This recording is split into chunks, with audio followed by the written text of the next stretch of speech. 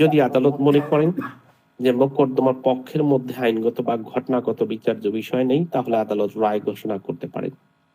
কখন? প্রথম শুনানির সময়। এরকম ভাবে আপনাকে প্রশ্ন করতে পারে।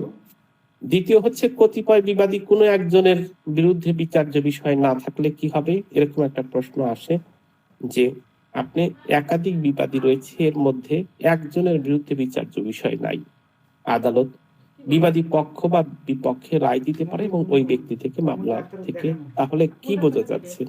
একটা মামলাতে একাধিক বিবাদী থাকলেও শুধুমাত্র একজনের বিরুদ্ধে যদি বিচার্য বিষয় থাকে আর বাকি দুইজনের বিরুদ্ধে বিচার্য বিষয় নাই, তাহলে কিন্তু সেখানেও আদালত বিবাদী পক্ষের বিপক্ষে রায় দিতে পারে এবং বাকিদেরকে মোকদ্দমা চালায় দিতে পারে। রায় দিতে পারে মানে কি? তাদেরকে খালাস দিয়ে দিবে, তাদেরকে মামলা থেকে স্ট্রাইক আউট করে দিবে, তাদের পক্ষে কোনো কিছুই থাকবে না, তাদের বিচার্য বিষয় যদি না থাকে।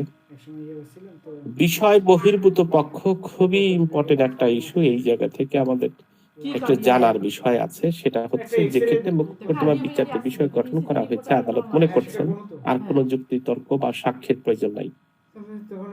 এত শক্তিশালী একটা বিধি, 15 নম্বর আদেশে 3 নম্বর বিধি, খুব শক্তিশালী একটা বিধি, যে বিচার্য বিষয় এমন ভাবে প্রমাণিত হয়েছে, বিচার্য বিষয় গঠন করার সময় কোর্টের কাছে এমন ভাবে প্রমাণিত হয়েছে যে আর যুক্তি তর্ক বা সাক্ষীর প্রয়োজনই নাই, কোর্ট মনে করছেন। শুধু এইটার উপরে ভিত্তি করে পার্টিস অ্যাট ইস্যু, দুইটা বিষয়, পার্টিস নট অ্যাট ইস্যু আর একটা হচ্ছে পার্টিস অ্যাট ইস্যু। শুধুমাত্র কোর্ট যদি মনে করেন যে যেই বিচার্য বিষয় গঠন করা হয়েছে তাতে আদালতের যথেষ্ট পরিমাণ আর্জি এবং লিখিত জবাবের মধ্যেই সবকিছু পাওয়া গেছে, আর নতুন করে কোনো সাক্ষী বা যুক্তি তর্কের প্রয়োজন নাই, তাহলে আদালত রায় ঘোষণা করে দিতে পারেন। এই জন্য আমি বলছি যে জানা প্রয়োজন। আপনি কোর্টকে ধরাই দিবেন যে স্যার দেখেন স্পষ্ট ভাষায় উনি বিচার্য বিষয় নির্ধারণ হয়েছে এবং পক্ষগণ সেটা স্বীকার বা অস্বীকার করে দিচ্ছে, আপনার রায় দিয়ে দেন। বলবে আমি কি, কোথায় আমার পাওয়ার আছে? এটা সাক্ষী নিলাম না, কোনো কিছু করলাম না, আন্দাজে কিভাবে রায় দেবো? আপনি বলবেন 15 নম্বর আদেশে 3 নম্বর বিধি অনুযায়ী আপনাকে এই পাওয়ার দেওয়া হয়েছে। তাহলে সিভিল মামলা জনমের পরে যে থাকার যে বিষয় সেটা থাকছে না। যে কোনো সময় কোর্টের এই বিচার্য বিষয় নির্ধারণের সময় কিন্তু কোর্ট রায় ঘোষণা করতে পারে। প্রমাণ হাজির হতে যদি ব্যর্থ হয়, এটাও ইম্পর্টেন্ট একটা বিষয়। এখান থেকে যদিও 15 নম্বর আদেশ থেকে এখন পর্যন্ত প্রশ্ন, আমাদের বিগত সালে কোনো প্রশ্ন আসেনি, তারপরে এই প্রশ্নটা আমাদেরকে পড়তে হচ্ছে, যদি মোকদ্দমার চূড়ান্ত নিষ্পত্তির দিনে কোনো পক্ষ যথাযথ কারণ ব্যতীত সাক্ষী প্রদানে ব্যর্থ হয়, সাক্ষীর জন্য দিন ধার্য আছে, সাক্ষ্য যদি না নিয়ে আসে তাৎক্ষণিক রায় ঘোষণা করতে পারে বা মোকদ্দমা স্থগিত রাখতে পারে। দুইটা বিষয় করতে পারে। এই 4 নাম্বার 15 নম্বর আদেশের 4 নম্বর বিধি অনুযায়ী দুইটা কাজ করতে পারে। নাম্বার 1, মোকদ্দমাটাকে স্থগিত রাখতে পারে, তাৎক্ষণিক রায় ঘোষণা করতে পারে। তো 15 নম্বর বিধি থেকে প্রশ্ন মোট 3-4টা, এই 3-4টার মধ্যেই আসবে, না আসলে এখন পর্যন্ত কোনো প্রশ্ন আসেনি। কত নম্বর আদেশ অনুযায়ী প্রথম শুনানিতে নিষ্পত্তি হয়? প্রথম ইস্যু গঠনের পরেই যুক্তি তর্ক যদি করার প্রয়োজন না হয়, কখন কোর্ট রায় ঘোষণা করতে পারে? পক্ষগণ যদি সাক্ষীকে হাজির হতে ব্যর্থ হয় তাহলে মোকদ্দমায় রায় ঘোষণা করতে পারবেন। কত নম্বর আদেশে আছে? এই কয়েকটা প্রশ্ন খুবই গুরুত্বপূর্ণ। আচ্ছা, আমরা পড়াইতে একটু হাঁপায় গেছি, আমরা একটু প্রশ্ন করি। এটা হলো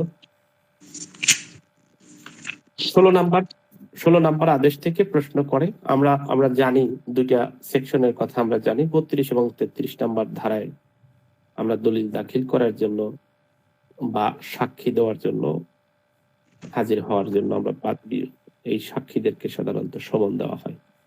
এই কথাটাই আমাদের 16 নম্বর আদেশে বর্ণনা করা হয়েছে। 16 নম্বর আদেশের 1 অনুযায়ী সাক্ষ্য বা দলিল দাখিলের জন্য সমন প্রেরণ করতে পারে, অর্থাৎ সাক্ষ্য প্রদানের জন্য বা দলিল দাখিলের জন্য পক্ষগুলোকে আবেদনের ভিত্তিতে সমন ইস্যু করতে পারে এবং সমন জারির জন্য আবেদন করলে সাক্ষীর খরচ জমা দিতে হবে। আপনি সমন, যে ব্যক্তিকে হাজির করার জন্য সমন দেওয়া হবে, আসা যাওয়ার জন্য তাদেরকে একদিনের হাজিরের ব্যয় আবেদনকারীকে আদালতে দাখিল করতে হবে। প্রশ্নটা খুবই ইম্পর্টেন্ট, এখান থেকে প্রশ্ন হয় সমন জারির জন্য কত দিনের খরচা কোর্টে জমা দিতে হয়, একদিনের হাজিরার ব্যয় আদালতে দাখিল করতে হয়। মানে মামলার পক্ষ না কিন্তু, বা মামলার পক্ষ কাউকে আপনি কোর্টে আসতে বলার জন্য কোর্টকে সমন ইস্যু করতে বলেছেন, সেই ক্ষেত্রে আসা যাওয়ার খরচ এবং একদিনের হাজিরার ব্যয় আদালতে দাখিল করতে হবে। 16 নম্বর আদেশের 2 নম্বর বিধিতে উল্লেখ আছে। এই জায়গায় খুব ইম্পর্টেন্ট একটা বিষয়। সবচেয়ে গুরুত্বপূর্ণ ইস্যু হচ্ছে 10 এবং 12, খুবই গুরুত্বপূর্ণ ইস্যু। সেটা হলো, যদি এই যে সাক্ষীর জন্য সমন দেওয়া হয়েছে যদি অপারগতা প্রকাশ করে, যদি না আসে, তাহলে পদ্ধতিটা কি?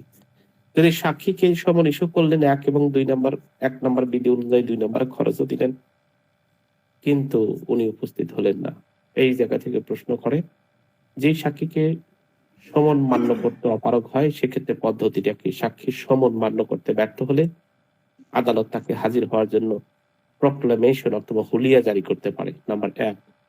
নাম্বার 2 হচ্ছে হুলিয়া জারির পরিবর্তে হুলিয়া জারির সময় পরে উক্ত ব্যক্তিকে জামিননামা সহ জামিনদার ব্যতীত বা গ্রেপ্তারের ওয়ারেন্ট পর্যন্ত ইস্যু করতে পারে।